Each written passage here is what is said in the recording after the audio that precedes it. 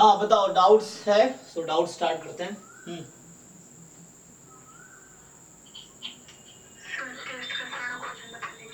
अच्छा, टेस्ट के सारे क्वेश्चन करा दें, ओके चलो। एक तो ये है, हाँ हाँ कोई दिक्कत नहीं, पूछो बताओ, वन बाय वन कर लेते हैं। तो एक तो पहले मैं लिख लेता हूँ ना, भूल जाऊंगा। पहले तो आज जो टेस्ट 4 हुआ है, टेस्ट 4 के सारे क्वेश्चंस डिस्कस करने हैं, ओके। हाँ दूसरा बताओ यंस, क्या डाउट है तुम्हारा? सर जैसे x1 x2 डिरेक्शन और आईडी ज्योमेट्रिक तो फेलियर का इन्वॉल्व है, तो इन्हें थोड़ा स्टैटिस्टिक्स का सर पीडीएफ हम लोगों को क्या तो निकाल नहीं पा रहे हैं, एक बार वो बता दें। है कौन सा?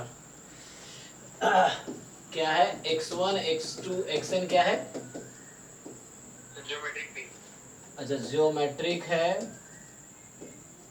बी है, हाँ। इन्हें थोड़ा स्टैटिस्टिक्स का सर पीडीएफ। जियोमेट्रिक क्या होता है? डिस्क्रीट होता है ना? अच्छा यस सर। तो आपको nth ऑर्डर स्टैटिस्टिक्स जो है मेरे पास होता है मैक्सिमम, ओके। तो अभी n के बजाय तुम पहले 2 के लिए करके देख लो क्या आता है। तो 2 रैंडम वेरिएबल कंसीडर कर लो। तो इसमें देखो सिंपल, इसमें ये है कि तुम चाहो तो पहले, हालांकि तुम्हें क्या, देखो इसमें वो फॉर्मूला नहीं लगेगा, जो फॉर्मूला तुम जानते हो nth ऑर्डर स्टैटिस्टिक्स का, वो फॉर्मूला नहीं लगेगा। क्यों? क्योंकि वो फॉर्मूला कॉन्टिन्यूअस के लिए है।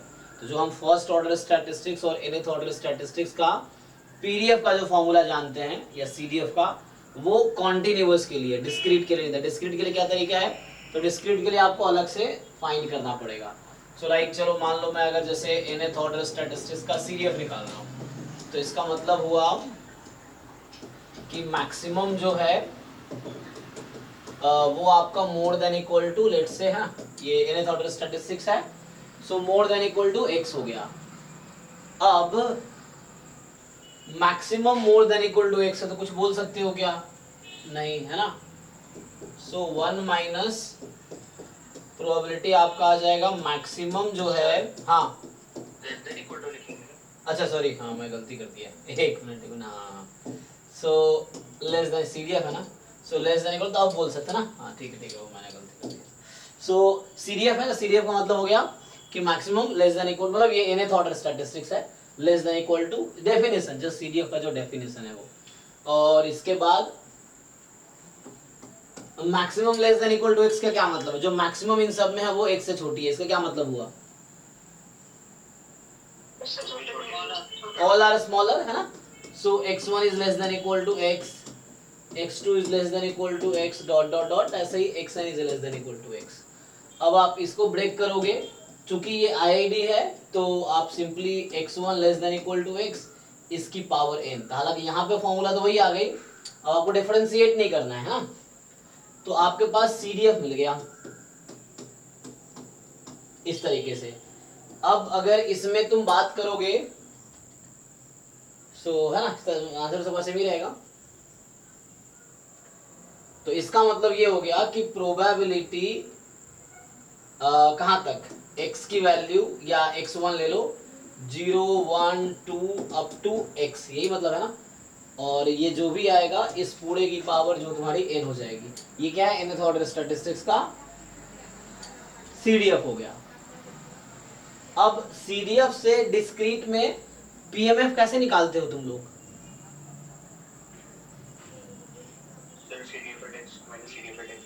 हाँ तो वही यहाँ भी करना है। तो तुम्हारा पर्टिकुलर क्वेश्चन क्या था? अब यहाँ से हो जाएगा, जैसे मान लो अब इसमें तुम्हारे पास, इसमें सपोर्ट क्या होता है, x1 की वैल्यू क्या क्या होगी? सपोर्ट ज्योमेट्रिक में कौन सा वाला सपोर्ट रैंडम वेरिएबल है, बताओ इसका सपोर्ट क्या है इसमें?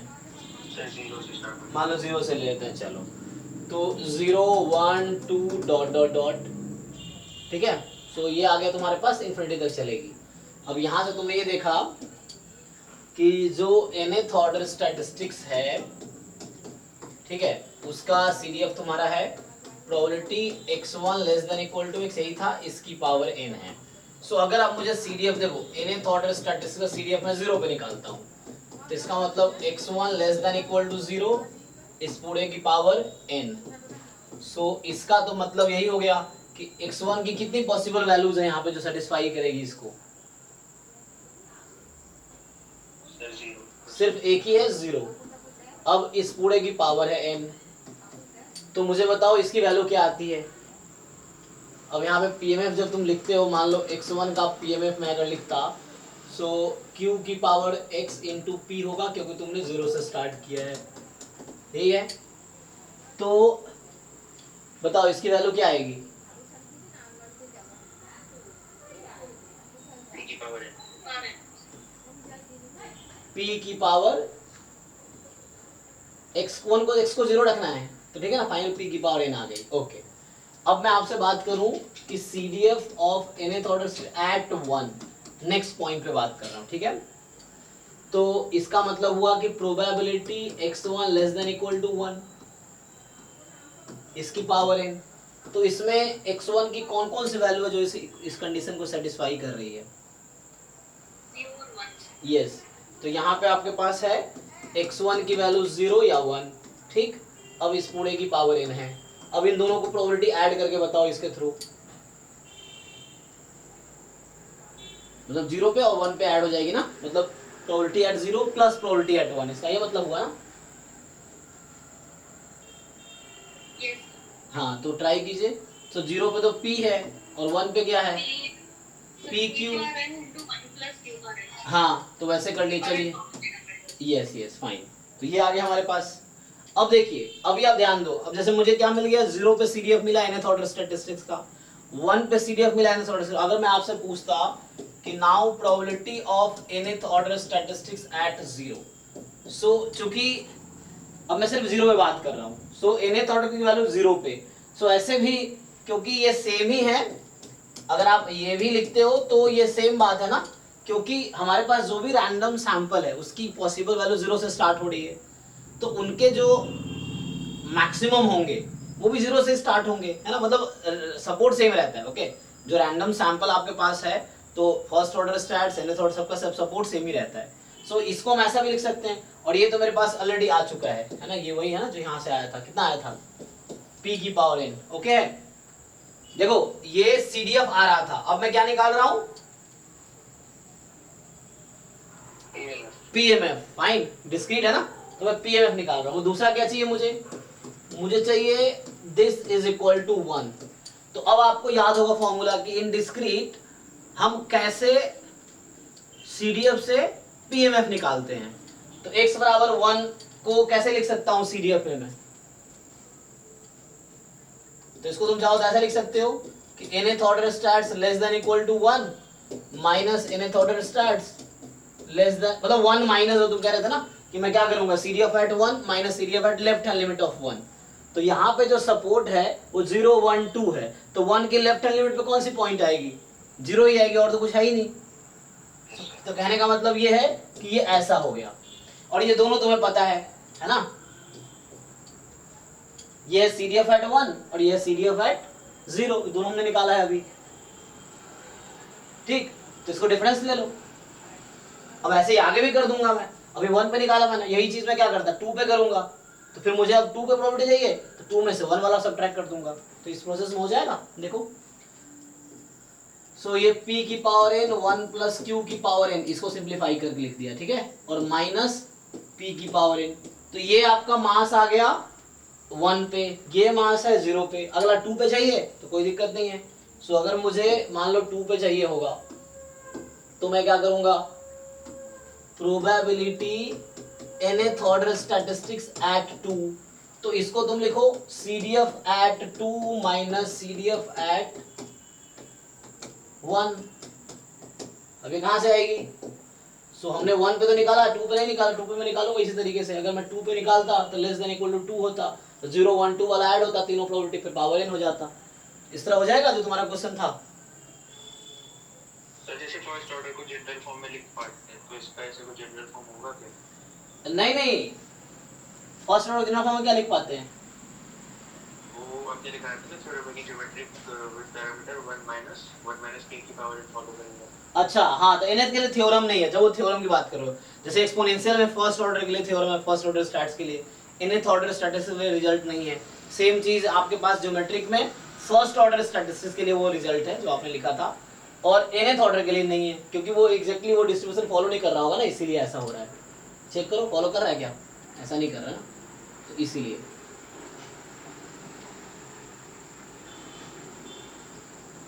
तो सेम तरीके से आगे हो जाएगा ऐसे।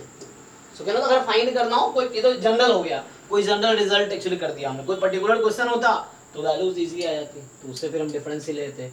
तो कहना मतलब डिस्क्रीट में क्या होता है, डिस्क्रीट में जैसे हम जानते हैं, जैसे कल भी हमने फॉर्मूला लिखा था ना, आपको याद होगा लास्ट क्लास में मैं ये बता रहा था कि मोर देन, इस तरह के फॉर्मूले बताए थे। तो हमने कहा था less than equal to B minus probability less than A, कि हाँ इक्वल इसलिए नहीं लगाए क्योंकि हम घटा रहे हैं, माइनस कर रहे हैं, तो यहाँ मुझे ए को रखना है, तो ए को माइनस नहीं कर सकता मैं, क्योंकि मुझे एक्स में ए को इंक्लूड रखना है, तो इसलिए मैंने एक्स ए के पीछे वालों को हटाया। तो ये था, इसका नोटेशन मैं यूज कर रहा था, C D F at B minus C D F at A minus, minus इसलिए लगा रहा हूँ left hand limit at A, ठीक है। अगर डिस्क्रीट होगा तो ये उसका पिछला वाला पॉइंट हो जाएगा एक्चुअली। कंटिन्यूअस में आपको वैसा नहीं है, कि कंटिन्यूअस में अनकाउंटेबल सेट है ना उसका सपोर्ट, तो you can not decide just previous number. जैसे ये है x बराबर a, तो ये भी आप जानते हो कि C D F at A minus C D F at A minus. और जैसे पिछला क्वेश्चन था हमारा, मान लो इफ सपोर्ट इज, मान लो x का सपोर्ट ऐसा है 0 1 2, पिछले क्वेश्चन की तरह। अब मुझे अगर चाहिए, पिछले क्वेश्चन जैसे था कि प्रोबेबिलिटी x बराबर 2, तो इसका यहां से फॉर्मूला आएगा C D F at 2 minus C D F at 2 minus. अब 2 माइनस का मतलब क्या, इस केस में 2 माइनस का मतलब क्या होगा, 0 और 1। हाँ, तो यहाँ पे इफ यू राइट, नहीं मतलब if C D F, yes यहाँ पे मतलब ये है कि लेस देन इक्वल टू मतलब 0 1 वाला आ जाएगा, यस। बट अगर फॉर्मूला डायरेक्टली मैं लिखूं, so if you write this way in case of discrete, this is okay, यहाँ 0 1 इंक्लूडेड है, x less than equal to 1 होगा ना। सो कहने का मतलब है कि डिस्क्रीट में तुम ऐसा लिख सकते हो। तो यही मैं पिछले क्वेश्चन में कर रहा था, देखो यहाँ पे कि यहाँ 1 पे सी डी एफ माइनस 0 पे सी डी एफ, यह C D F at 1 minus C D F at 0, तो मास एट 1, इस तरीके से आ जाएगा, ठीक है। तो ये तो डाउट हो गया, फिर अब टेस्ट पे आते हैं। सर एक और छोटा सा डाउट है। जी जी बोलिए। अब मैंने ग्रुप में भेजे सर क्वेश्चन का इमेज, सर उसका कुछ अलग ही आंसर आ रहा है मुझे। ट्राई करते हैं। सो ये कह रहा है कि y1 y2 be the Poisson random variable with mean alpha, okay. So y1 y2 Poisson है, IID है विथ मीन अल्फा। सो शायद वो मीन लैम्डा होगा सर, क्योंकि आंसर पूरे लैम्डा में ही है। हाँ, एक तो वो मिसप्रिंट है, और दूसरी बात एक्सपेक्टेशन आप किस चीज का निकालते हो,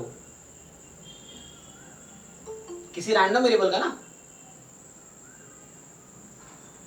बट यहाँ पे ये क्या है, तो लिखने में मिस्टेक किया ना, ये मोर देन इक्वल टू 1 का मीनिंग क्या है, सर कांस्टेंट का एक्सपेक्टेशन पूछ रहे हैं। ये कोई इवेंट हो गया, उनका एक्सपेक्टेशन कैसे नहीं। सर वो मेरी प्रोबेबिलिटी क्या है कि 1 minus of maximum of y1 y2 less than और इक्वल टू 1, लेस देन 1। अच्छा ब्रैकेट का मिस्टेक किया है, तो ऐसा होना चाहिए ना, मतलब एक minute, expectation of maximum more than equal to 1, so what does it mean, क्या एक्सपेक्टेशन है, मोर देन इक्वल टू 1 होगा, ओके। तो एक्सपेक्टेशन की क्या जरूरत है, यहाँ पे प्रोबेबिलिटी हो जाती। मेरा मतलब ये है कि व्हाट डज इट मीन, कोई इसका कोई मीनिंग है क्या, इसका कोई मीनिंग है क्या, मैं पूछना चाह रहा हूँ। इसका तो कोई मीनिंग ही नहीं है ना। अगर इसकी प्रोबेबिलिटी पूछे तो मुझे समझ आता है कि okay, so this I understand, this is meaningless. तो वो लिखने का क्या मतलब है, तो मिस्टेक है, तो प्रोबेबिलिटी होना चाहिए, है ना, ये है। तो मिस्टेक, चलो प्रोबेबिलिटी मान के ट्राई कर लेते हैं, है ना। सो ई, क्योंकि इसका कोई मीनिंग नहीं है, this is meaningful, this is meaningless. तो so what you need to do, अगर प्रोबेबिलिटी है तो ट्राई करके देखो। So suppose it is probability, okay, probability हो जाएगा सर। हो जाएगा, ओके देन फाइन। हाँ, तो वो मीनिंगलेस है, ई का कोई मतलब ही नहीं है। हां सर, वही मैं कंफ्यूज हो रही थी। यस, सही सोच रहे हैं। सर जी गामा डिस्ट्रीब्यूशन रिलेटेड जो क्वेश्चन है, मैं बस गामा ए गामा बी ऐसे और लिखा रहता है पीडीएफ में। हमें कैसे पता चलेगा कौन सा क्या है? यस हाँ, ये तुम्हें नहीं मुझे भी दिक्कत होता है ये, क्योंकि ये generally gamma alpha comma beta जैसे ये है तो है ना। जनरली बुक में अब क्या है, मुझे तो दोनों याद है, जैसे लाइक अब ये लोग बताएंगे कैसे डिसाइड करते हैं। एक तो ये पीडीएफ है, दूसरा PDF sometimes you will find in book this also. अब जैम और गेट में मुझे दिक्कत नहीं होता है, क्यों? क्योंकि जैम और गेट का आप पेपर उठाओ कोई भी, उसके फर्स्ट पेज पे लिखा हुआ है, अगर इसने कहीं पे गामा अल्फा बीटा लिखा है so they have explained what does it, है ना, इसका मीनिंग क्या है, वो देखो फर्स्ट पेज पे जैम और गेट के पेपर में लिखा रहता है ना। तो उसमें क्लियरली रहता है कि कौन सा वाला पीडीएफ उसका मीनिंग है। सो व्हाट दे मीन ये लिखा रहता है। जैसे सेम एक्सपोनेंशियल के केस में दिक्कत होता है मुझे भी कि लाइक एक्सपोनेंशियल थीटा है, so what should I take? I should take this और आई शुड टेक दिस, है ना। सो ये चीजें हैं, हालांकि इसी से आता है ये भी। सो इस तरीके से है। हाँ जी, बाकी लोग बताओ तुम लोग कैसे डिसाइड करते हो व्हिच पीडीएफ टू कंसीडर? ना भी बोलो तुम इनकम्प्लीट समझ के स्किप कर दे। वैल्यूज अगर देते हैं तो देन लैम्डा ग्रेटर देन 1 होता है ना सर, वैसा हमें कंसीडर। हाँ ओके, नहीं तो फिर कंफ्यूजन हो गया इसके वैल्यूज की। यस, एक्चुअली क्या होता है, मीन दे दे तो काम दिक्कत नहीं है। If they have given you mean then it is clear, है ना। अगर कहीं पे लिख दिया जैसे यहाँ पे इसका you know the mean here is alpha beta और here mean is alpha upon beta, so ये है। सो अगर मीन कहीं गिवन है तो ओके है। जैसे यहाँ भी सेम चीज है, here you have mean theta. So अगर मीन दे रखा है तो you don't have problem to decide which PDF to consider, है ना। हेयर मीन 1/थीटा। अदरवाइज जनरली क्या होता है एग्जाम में पीडीएफ दिया ही होता है, दिया ही उसी क्वेश्चन में ही दिया होगा। अगर नोटेशन यूज किया है सो कहीं ना कहीं डिफाइंड किया होगा पेपर में, है ना, ये तरीका बनता है। तो ऐसा नोटेशन यूज नहीं करेगा बिना डिफाइन किए, क्योंकि जो पेपर बना रहा है उसको ही पता है। कई बार लोग अज्यूम कर लेते हैं कि वो अगर पूरे कोर्स में कोई टीचर जो पेपर बनाया किसी टीचर ने, अब मान लो वो ये पीडीएफ यूज कर रहा है, अब एक बुक में एक ही होगा, है ना, कोई एक book you see generally they use only one PDF, different book में दूसरा वाला यूज कर लिया है। अब हम अगर डिफरेंट कई सारे बुक्स पढ़ लिए तो हमारे दिमाग में क्वेश्चन आ जाता है। अब किसी ने पेपर बनाया तो कहीं से कॉपी पेस्ट किया क्वेश्चन, तो उसमें जो था वही पेस्ट कर दिया टीचर ने, तो वो दिमाग में लगाता है कि बच्चों कैसे कंसीडर करेगा, क्या लेना है। तो इसका आंसर ये है इस क्वेश्चन का कि वो गिवन होगा, अगर ऐसा यूज किया notation so they will give you this, है ना। अदरवाइज मीन कुछ गिवन होगा, ऐसा कुछ इन्फॉर्मेशन हो जो डिसाइड कर पाओगे, अदरवाइज पीडीएफ एक्सप्लिसिटली गिवन होगा। ओके, सो टेस्ट पे आ जाए।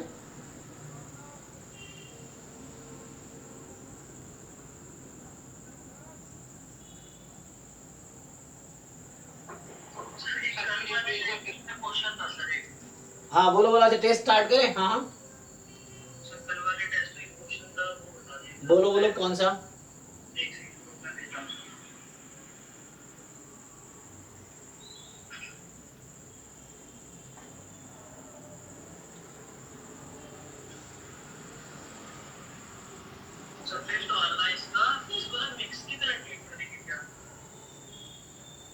ट्रीट नहीं, डिसाइड करना है कौन सा वाला करना है। 8 9 10 कौन सा? 9 9 ना। हाँ ओके, तो अब आपको ट्रीट नहीं करना, आपको डिसाइड करना है कि क्या करना। देखो सो इसमें क्या है कि सबसे पहले आप खुद डिसाइड करो। होता क्या है, सीडीएफ दे रखा है, तो सीडीएफ क्या है कि डिस्क्रीट हो, कॉन्टिन्यूअस हो, मिक्स्ड हो। तीनों के केस में सीडीएफ रिप्रेजेंटेशन वही है, उसका मीनिंग वही है, like you know the definition is common, है ना, कि probability x less than equal to x and fx। अब आपको डिसाइड करना है कि ये रैंडम वेरिएबल कौन सा है। सो सीडीएफ देख के पता चल जाएगा, या तो आप ग्राफ बना लो, एक ये ग्राफ देख के आइडिया लग जाता है, नहीं तो ऐसे यूजुअली दिख जाता है कि लेस देन 0 पे 0 है, 0 पे 1/3 है, 0 से 1 के बीच। सो 0 पे वैल्यू 1/3 है, लेट्स से दिस इज 1/3, तो 0 पे 1/3 है और 1 रखने पे क्या आएगा 2/3, so let's say it is 2/3 and उसके बाद 1 है, सो 1 मान लो यहाँ पे है तो उसके बाद 1 है। सो नाउ यू सी, मैं अगर दूसरे कलर से ग्राफ बनाऊं, so before 0 this this this, ये ग्राफ है ना। ओके, सो जहां ओपन रखा मतलब एक्सक्लूडेड है, जहां सेट किया हूं मतलब वो इंक्लूडेड है। अब देखो पहली बात क्या है कि अगर ये कॉन्टिन्यूअस रैंडम वेरिएबल होता तो क्या होना चाहिए था, CDF must be a continuous function, है ना। तो ये क्या है, कॉन्टिन्यूअस फंक्शन है, तो means x is not continuous random variable. पहली चीज x is not continuous random variable, पहला डिसाइड हो गया। दूसरी चीज कि अगर x डिस्क्रीट होता, सो डिस्क्रीट रैंडम वेरिएबल का CDF हमेशा स्टेप फंक्शन होता है, मतलब वो किसी इंटरवल पे कांस्टेंट रहेगा, it will never be strictly increasing. अब यहां देखो क्या हुआ है, ये स्ट्रिक्टली इंक्रीजिंग फंक्शन आ गया। सो डिस्क्रीट रैंडम वेरिएबल के CDF में कभी भी कोई भी इंटरवल पे फंक्शन स्ट्रिक्टली इंक्रीजिंग नहीं होगा, it will be either constant, piecewise function बोलते हैं ना उसको, it will always a piecewise function, है ना। मतलब लाइक आप पीस वाइज का मतलब ये है, सॉरी नॉट पीस वाइज, वैसे गड़बड़ हो जाएगा, step wise function. So it will be constant on a particular interval, है ना, स्टेप फंक्शन होगा एक्चुअली। सो ये पार्ट बता रहा है कि इस इंटरवल पे 0 से लेके जो तुम्हारे पास है 1 पे ये स्ट्रिक्टली इंक्रीजिंग है, तो x इज नॉट डिस्क्रीट। सो ना तो कॉन्टिन्यूअस है फुल्ली और ना डिस्क्रीट है, तो इस तरह के रैंडम वेरिएबल को क्या बोलते हैं, मिक्स्ड है ये, मतलब इसमें दोनों पार्ट है। सो इस पार्ट में स्ट्रिक्टली इंक्रीजिंग, यहाँ पे कॉन्टिन्यूअस है और स्ट्रिक्टली इंक्रीजिंग, और ये जंप जो है जंप की वजह से डिस्क्रीट है। तो आपको पता है कि डिस्क्रीट रैंडम वेरिएबल में CDF हमेशा डिसकंटिन्यूअस होता है ना। जो CDF है डिस्क्रीट का हमेशा डिसकंटिन्यूअस होगा, और जहां भी जंप होगा that is a mass actually. So now come to question. तो अब गलती बच्चा क्या करता है, मुझे एक और बच्चा भेजा, 2-3 बच्चा ने क्वेश्चन भेजा था, वो गलती क्या करते हो तुम लोग, सीधा सीधा आंख बंद करके डिफरेंशिएट कर देते हो, तुम्हारे पास क्या आ जाता है fx ऑफ x। लेकिन तुम ढंग से देखो, अगर तुम डिफरेंशिएट करके जो आया ना वो PDF है ही नहीं, तुम चाहो तो चेक करके देख लो, तुमने डिफरेंशिएट किया इसको और जो फंक्शन तुम्हारे पास आ रहा है वो PDF है ही नहीं। क्यों, तुम इंटीग्रेट करके देखो पूरे रेंज पे 1 आएगा ही नहीं वो। तो इसका मतलब क्या है, some part you are missing, which part you are missing, the discrete part. तो मिक्स्ड क्यों नाम दिया गया है, इसमें कॉन्टिन्यूअस पार्ट भी है डिस्क्रीट पार्ट भी है, तो you have to consider both, ठीक है। एनीवे तो इसके कई सारे तरीके हैं सॉल्व करने के, मैं 2 तरीके से करके दिखा देता हूं। सो एक तरीका है कि मुझे इस तरह दे रखा है,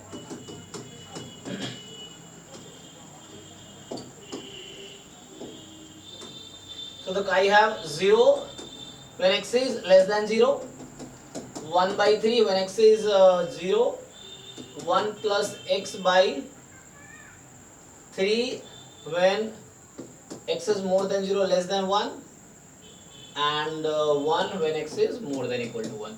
So पहली बात ध्यान ये रखना है कि x is a non-negative random variable, yes or no? Yes sir. हाँ, क्योंकि जो नेगेटिव पार्ट में वैल्यू 0 है, so it is a non negative random variable. तो एक फॉर्मूला होता है सीधा सीधा Ex का, कौन सा, 1 माइनस CDF dx 0 से इंफिनिटी, ये लिमिट फिक्स है, ठीक। एक ये मेथड है। सो मैं क्या करता हूं, ये 0 x बराबर 0 ही है, तो तुम 0 से 0 करोगे तो कोई फर्क तो पड़ना नहीं है जो इसने दिया है। तो एक तो ये हो गया कि CDF 1/3 है, कब है, जब x एक्जेक्टली 0, मतलब 0 से 0 हो गया। आगे प्लस 0 से अगला क्या है 1, तो 0 से 1 में 1 माइनस 1 प्लस x/3 dx, एक तो ये हो गया, ठीक है। सो देखो प्लस नाउ आगे 1 से इंफिनिटी 1 माइनस, ओ सो एक्चुअली फिर से इलेक्ट्रिसिटी चली गई है, बट आगे करके देखो 1 माइनस CDF 1 से इंफिनिटी इंटीग्रेट करो तो 1 माइनस 1 0 ही हो जाएगा वो। तो बस पहले जो इंटीग्रल है उसको इंटीग्रेट करो, आंसर आ जाएगा। एक ये मेथड है। दूसरा मेथड है तुम डिफरेंशिएट भी करो बट जंप को भी कंसीडर करो, तो तुम्हारे पास जंप का भी ऐड कर देंगे और वो डिफरेंशिएट का भी इंटीग्रल ले लेंगे। करेक्ट करेक्ट, हाँ। तो अब जैसे PDF आ गया आपके पास, मतलब PDF पार्ट आया तो उसको x fx करके इंटीग्रेट करो, प्लस जो डिस्क्रीट पार्ट है जो जंप है, तो जिस पॉइंट पे जंप है xi इंटू pi का समेशन ले लो, दोनों करना पड़ेगा एक साथ, मिक्स्ड है ना, तो इसीलिए कंटिन्यूअस पार्ट डिस्क्रीट पार्ट को ऐड करना पड़ेगा। तो बच्चा गलती ये करता है डिस्क्रीट को वो छोड़ देता है, इसलिए गलती हो जाती है। कई सारे बच्चों को ये डाउट थे, अब पता नहीं लोग ज्वाइन भी नहीं करते, 50 बच्चे तो ग्रुप में हो गए हैं, ज्वाइन कितने करते हैं 15-20 ग्रुप क्लास में, ये चीज है। हाँ अभी स्टार्ट करते हैं, फिर से इन्फॉर्म करता हूँ। लाइट तो चली गई है, अब देखते हैं आती है, 5-10 मिनट में आ जाना चाहिए। जब तक ऐसे ही अगर कुछ डिस्कस करना हो तो यू कैन आस्क। ये है सर, ये जो मिनिमम और मैक्सिमम वाला क्वेश्चन होता है ना जी जी। सर, उसमें एक बार ये बता दीजिए मैं बस ओरली कि उसमें अप्रोच कैसे करते हैं। हाँ तो जैसे डिस्क्रीट में मिनिमम मैक्सिमम है तो तुम्हें सीडीएफ निकालना है मिनिमम मैक्सिमम का। स्टार्ट हमने आज वहीं से किया है। एक ज्योमेट्री का क्वेश्चन पूछा था वो कि nth ऑर्डर स्टैटिस्टिक्स कैसे निकालेंगे पीएमएफ या सीडीएफ। तो सबसे पहले आपको सीडीएफ ही निकालना पड़ेगा ज्योमेट्री का या डिस्क्रीट रैंडम वेरिएबल है तो। और कॉन्टिन्यूअस के लिए फॉर्मूला होता है। फॉर्मूला कौन सा है वो याद होगा आपको कि CDF of first order statistics बराबर 1 माइनस सीडीएफ ऑफ x1 और इस पूरे की 1 माइनस ना सीडीएफ की पावर n एक होती है फॉर्मूला। और nth ऑर्डर स्टैटिस्टिक्स का सीडीएफ फॉर्मूला होता है जस्ट सीडीएफ ऑफ x1 की पावर होल n। तो ये तो कॉन्टिन्यूअस के लिए है, हालांकि यही डिस्क्रीट के लिए भी आ जाएगा, कोई दिक्कत नहीं है। लेकिन इसको डिफरेंशिएट करके तुम पीडीएफ तब लिख पाओगे जब वो कॉन्टिन्यूअस है, क्योंकि डिस्क्रीट में तो ऐसा होता नहीं है कि तुम सीडीएफ को डिफरेंशिएट करो पीएमएफ मिल जाए, ऐसा तो होता नहीं है ना। तो हमें क्या करना होता है कि सीडीएफ तो दोनों का सेम फॉर्मूला है, बट पीएमएफ के लिए डिस्क्रीट में तुम्हें डिफरेंस लेना होता है, डिफरेंस पॉइंट वाइज, जिसको जंप बोलते हैं हम लोग अभी बोल रहे थे। तो वैसे है, और कॉन्टिन्यूअस में है तो तुम डिफरेंशिएट कर लो ज्यादा। तो क्वेश्चन अप्रोच क्या होगा उस केस में, तो क्वेश्चन में पूछा क्या है, जैसे फर्स्ट ऑर्डर स्टैट्स के लिए बहुत सारे रिजल्ट भी हैं एक्चुअली। जैसे एग्जांपल के लिए मान लो एक्सपोनेंशियल रैंडम सैंपल है तो फर्स्ट ऑर्डर स्टैटिस्टिक्स से एक्सपोनेंशियल ही होगी। अब तुम्हें ध्यान रखना है पैरामीटर क्या होगा उसके हिसाब से, है ना। तो लैम्डा है तो वहाँ फिर अब कौन सा वाला पीडीएफ है उस पर डिपेंड करता है। इस तरीके से अगर मीन 1/लैम्डा है तो वहाँ nth order first order stats का मीन n/लैम्डा हो जाएगा, इस तरीके से वो है। और ऐसे ज्योमेट्रिक में भी है कि अगर सैंपल ज्योमेट्रिक है तो फर्स्ट ऑर्डर स्टैटिस्टिक्स ज्योमेट्री होगी। बीकर बात की बहुत सारे थ्योरम्स हैं, तुम एक थ्योरम पढ़ोगे ना उसको समझने की कोशिश करोगे तो बहुत हेल्प करता है क्वेश्चन में, तो कैलकुलेशन तुम्हारे बच जाएंगे एग्जाम में। कोई स्ट्रेट फॉरवर्ड उस तरह के क्वेश्चन आते हैं तो क्वेश्चन थ्योरम बना रखे हैं बहुत सारे, और थ्योरम पे ही बहुत सारे क्वेश्चन हो जाते हैं ऐसे ही स्टेटमेंट याद है तो इस तरह से है। अदरवाइज जो भी ऑर्डर स्टैट्स का है तुम पीडीएफ और सीडीएफ का फॉर्मूला याद रखो। और first order nth order statistics के पीडीएफ और सीडीएफ का फॉर्मूला होता है तो बुक में देख लेना। जैसे फॉर एग्जांपल फॉर्मूला है फर्स्ट ऑर्डर स्टैट्स का, तो पीडीएफ का फॉर्मूला है जस्ट क्या होता है n इंटू 1 माइनस सीडीएफ है ना, उसकी पावर n-1 इंटू पीडीएफ ऐसा। और nth ऑर्डर स्टैट्स का पीडीएफ का फॉर्मूला है n इंटू सीडीएफ की power n into PDF power n-1 into PDF. इस तरह से फॉर्मूला याद रखो, फॉर्मूले से हो जाएगा, नहीं तो रिजल्ट यूज करेंगे इस तरीके से। सर जी जैसे सिलेबस में ऑर्डर स्टैटिस्टिक्स लिखा नहीं है, हाँ तो जैसे यूनिफॉर्म डिस्ट्रीब्यूशन कैमली वगैरह वो सब पूछ सकता है क्या? हाँ वैसे पूछ तो सकता है, ऑर्डर स्टैट लिखा नहीं, लेकिन वो ऑर्डर स्टैट्स पे डायरेक्टली क्वेश्चन नहीं पूछेगा, इनडायरेक्टली उसमें अगर इन्वॉल्व होगा तो पूछा जा सकता है। यस तो एमएलए तो है ना सिलेबस में, एमएलए ऑर्डर स्टैट्स आ सकता है तो कोई दिक्कत नहीं है। कई लोग स्कोर कितना होगा आपके हिसाब से? किसकी स्कोर? सेफ स्कोर क्या होगा सर?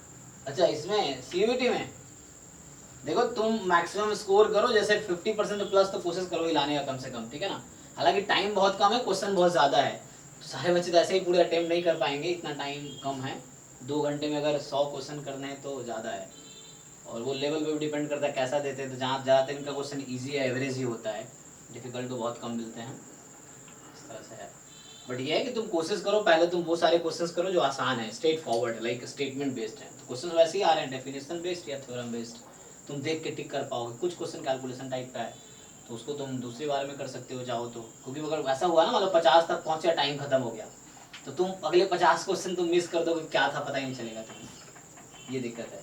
तो मतलब जैसे भी तुम्हें समझ, लेकिन सेफ स्कोर ये है, तुम्हें पिछले साल कट ऑफ देखना पड़ेगा। तो कुछ लोग बता रहे थे आई थिंक 200 प्लस पे है ना, सेंट्रल यूनिवर्सिटी मतलब अच्छी वाली बीएचयू डीयू सब मिली थी। डीयू हालांकि था नहीं पिछले बार सीयूईटी में, पिछले उनका अलग एग्जाम हुआ था, ये है। लेकिन कोशिश करो कम से कम 50-60% नंबर तो आए, मतलब 400 नंबर का 50-60% जो बनते हैं, है ना, 200-300 नंबर क्रॉस करने की कोशिश करो तो एडमिशन हो जाएगा। अच्छी जगह है ना, दिल्ली यूनिवर्सिटी या बीएचयू है, सब अच्छी जगह जहाँ पे अच्छा प्लेसमेंट भी होता है एमएससी के बाद। जॉब लगभग वही है जो आईआईटीज में होती है, सेम ही जॉब। बीएचयू में ये पोस्ट स्टैटिस्टिक्स प्लस कंप्यूटिंग है, वहाँ दो कोर्स है आई थिंक, एक है मैथ स्टैटिस्टिक्स एंड कंप्यूटिंग, एक और शायद दो है क्या? हाँ सर, 3 है सर, 3 है। अच्छा 3 है, हाँ। तो हमारे कुछ बच्चे थे वहाँ पे, शुभेंदु मिश्रा था, वो 2021 बैच का, अभी वो ग्रेजुएट हुआ है, उसको भी कहीं जॉब मिला है। तो ये लोग BHU में थे, उसका था स्टैटिस्टिक्स एंड कंप्यूटिंग था, तो वहाँ भी अच्छा प्लेसमेंट है मतलब। तो वो लोग स्टैटिस्टिक्स एंड कंप्यूटिंग में थे। सर वो मेन तो सर सेंस के ऊपर करते हैं ना, सेंस के थ्रू प्लेसमेंट में कंपनीज हो जाती है। स्टैटिस्टिक्स तो थोड़े से प्रोग्रामिंग ही मांगती है, थोड़ा बहुत आइडिया होना चाहिए, मतलब सारा सबका रिक्वायरमेंट प्रोग्रामिंग नहीं होगा, लेकिन प्रोग्रामिंग आनी चाहिए, है ना, ये है। क्योंकि कंपनीज के प्रोफाइल पे डिपेंड करता है किस तरह का काम है, तो उसके हिसाब से। सर एक क्वेश्चन था, जी जी जी। कोडिंग से रिलेटेड। सर जैसे मुझे पाइथन R और W आता है पहले से, हाँ हाँ सर मैं अभी मास्टर्स के साथ साथ और एक्स्ट्रा क्या सीख सकता हूँ जो मतलब मुझे आगे चल के हेल्प कर सकता है? हाँ, तो जॉब में क्या, जॉब में जो है थोड़े मशीन लर्निंग, जैसे मान लो अब रिग्रेशन हो गया, रिग्रेशन में बहुत सारी है ना, क्या क्या आगे जाके आता है, क्या है रीज रिग्रेशन और ये सब डिफरेंट उसके एडवांस टेक्निक्स हैं, लासो और ये सब है, तो ये सब तुम पढ़ सकते हो चाहो तो, ये तुम्हें इंटरव्यू में हेल्प करेगा अगर उस तरह का नॉलेज है, क्योंकि बाद में पढ़ना ही पड़ेगा।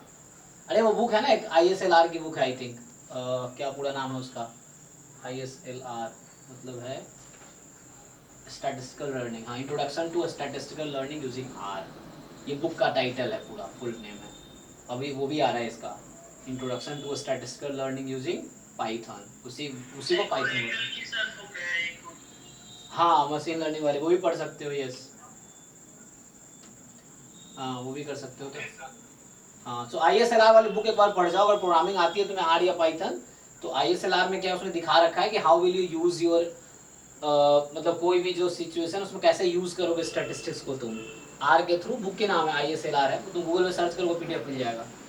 तो ये अच्छी बुक है, वो जो बता रहा था उसका एक ओरेकल समथिंग उस तरह का है, मैं भी देखा हूँ बुक एक्चुअली, वही मैं पढ़ा भी रहा था। मतलब वहाँ मैं कॉलेज में प्रोफेसर था वहाँ पे, सोआ यूनिवर्सिटी भुवनेश्वर में, तो वहाँ मैं पढ़ाता था, ये यही कोर्स वहाँ चल रहा था मशीन लर्निंग में।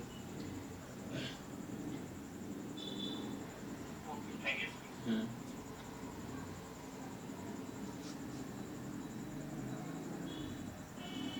आज की क्लास तो डिस्टर्ब हो गई इलेक्ट्रिसिटी के चक्कर में, पता है इतने आंधी तूफान यहाँ बंगाल में क्यों आ रहा है, और ये पिछले महीने से, मतलब कुछ दिन से ही चल रहा है, एक महीने से लगभग यही चल रहा है।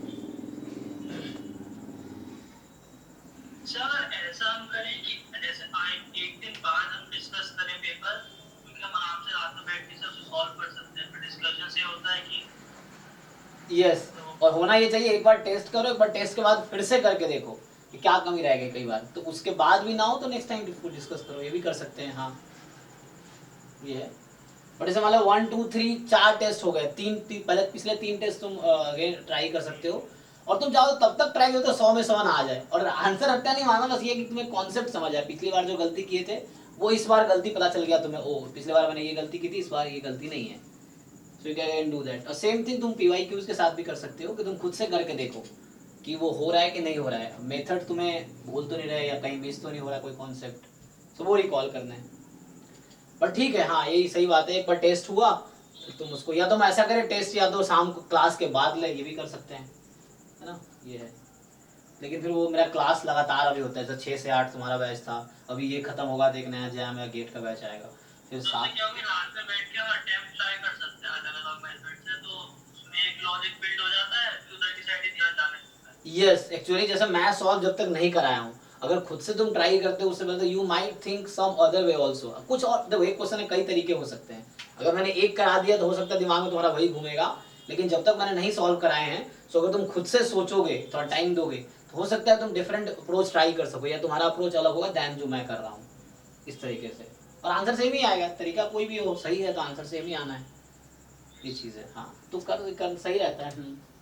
बट फिर भी ये 4 टेस्ट सही से प्रैक्टिस कर लो, और उसमें कोई डाउट है तो पूछो, बाकी PYQs बहुत सारे ड्राइव में अपलोडेड है, अब वो ट्राई करो, अगर फिर भी क्वेश्चन कम पड़े तो डिफरेंट एग्जाम्स वो है उसका उठा सकते हो, जैम गेट ISI ISS या और भी एग्जाम्स जो हैं उनके उठा के ट्राई कर सकते हो, ये है।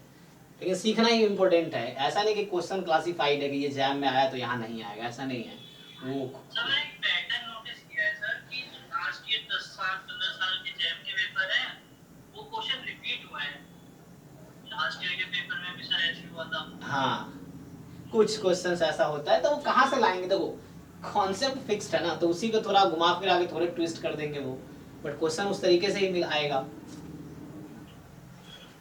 जैसे मान लो 50 साल एग्जाम कोई हो गया, अब अगर 50 फर्स्ट ईयर कोई बना रहा है तो हो सकता है कुछ खुद तरीके से नया सोच रहा हो, लेकिन जो पिछले 50 साल में क्वेश्चन आया तो अगर देखो तो कहीं ना कहीं वो मैच कर रहा हो किसी न किसी क्वेश्चन से या कॉन्सेप्ट से, क्योंकि हर साल एक आदमी नहीं बना रहा ना, हर साल अलग अलग बना रहा है। तो मैं अगर पेपर बना तो मुझे लगेगा मैं कुछ नया बना रहा हूँ, लेकिन अगर तुम पीछे जाकर देखोगे पता चलेगा किसी ने बना रखा है ऑलरेडी, ऐसा हो सकता है। हाँ,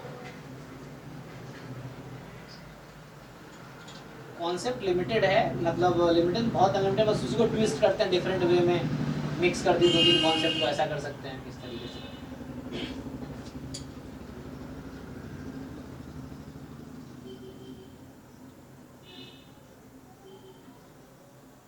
फिर भी प्रॉब्लम खूब प्रैक्टिस करो, ठीक है ना। अभी थ्योरीज भी पढ़ो, लेकिन थ्योरीज लगे हो गया है तो बहुत सारे क्वेश्चंस प्रैक्टिस करो, डिफरेंट प्लेसेस से क्वेश्चंस उठा के उससे रिलेटेड, उस टॉपिक से रिलेटेड क्वेश्चंस प्रैक्टिस करो। और डाउट तो कभी भी 6 से 8 डेली क्लास चली रही है, आज बिकॉज ऑफ ये इलेक्ट्रिसिटी वाली प्रॉब्लम हुआ, अदरवाइज डेली चलेगी 6 to 8 एग्जाम तक। तो डाउट्स पूछो, ऐसे बहुत सारे लोगों ने डाउट पूछा हुआ है ग्रुप में, तो बट कोई नहीं, अगर नहीं बता पाता मान लो कोई क्वेश्चन तो उसको रिपीटेडली अगेन पूछो अगली बार, है ना, वो नहीं, बुरा नहीं मानना कि वो है।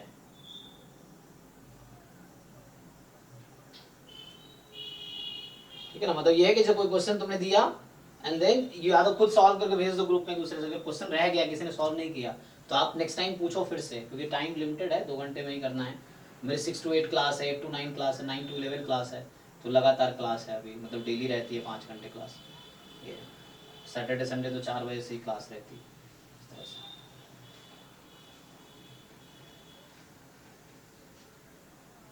ठीक है, तुम लोग प्रैक्टिस करो, एक बार टेस्ट ये दोबारा सॉल्व करो जो आज वाला था, और इसमें कुछ रह गया होगा तो पूछना, या बाकी पीवाईक्यूज बहुत सारे उसमें हैं, सॉल्व कर रखे होंगे तो रिपीटेटिव दोबारा भी कर सकते हो, वो क्वेश्चन जो थोड़े मुश्किल थे वो कर सकते हो, या बाकी बुक से गुप्ता कपूर वाली बुक अच्छी है, उसको तुम रिवाइज कर सकते हो, क्वेश्चंस मिल। अभी अब इलेक्ट्रिसिटी आती है इन्फॉर्म करता हूँ। हाँ बोलो बोलो। सर जैसे लोग मतलब पिछले साल तो बहुत ज्यादा मिस्टेक क्वेश्चन आए थे, हाँ, उनको अटेम्प्ट करने पर ही मार्क्स मिले थे या मार्क्स को ऑल फर्स्ट? नहीं उसमें मुझे लगता है उनको अगर पता चल गया होगा ऐसे थे तो मार्क्स टू ऑल होगा, नहीं तो वो तो की रिलीज कर देते हैं।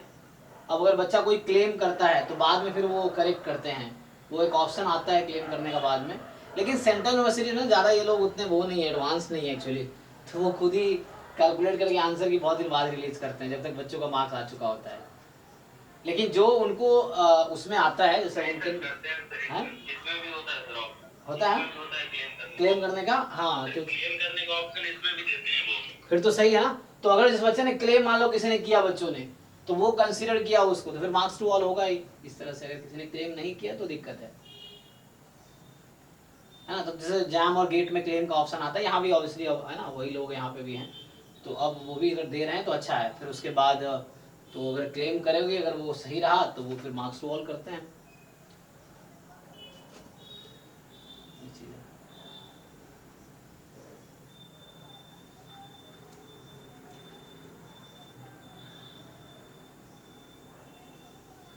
ठीक है, आई थिंक ये पता नहीं इलेक्ट्रिसिटी आने रही है, तुम लोग प्रैक्टिस करो प्रॉब्लम्स, डाउट क्लास कल 6 to 8 फिर देखते हैं, है ना।